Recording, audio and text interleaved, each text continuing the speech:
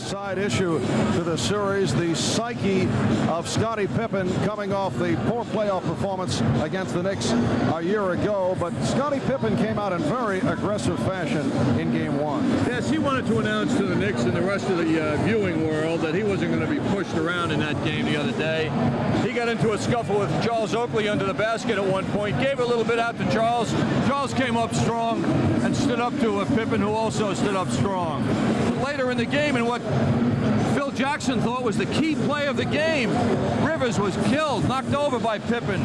Jackson thought it was no foul. It was a foul, but not a flagrant, which was what the Knicks wanted. And then a little follow-up to that play was Charles Smith rushing up against Pippen, which led to some glaring.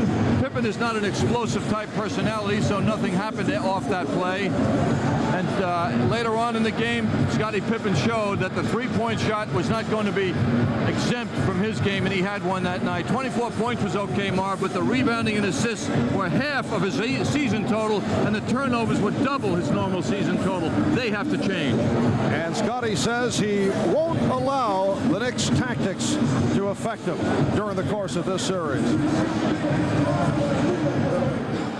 The team can't intimidate me. I've been through a very tough series for a couple of years with the Pistons, and they pretty much taught me a lot going through that. So I think it's more that I can teach him than what he can do to me.